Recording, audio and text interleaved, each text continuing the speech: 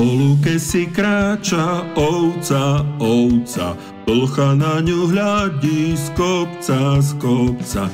Nerozmýšľa blcha veľa, veľa, ovcu ako odvoz by chcela.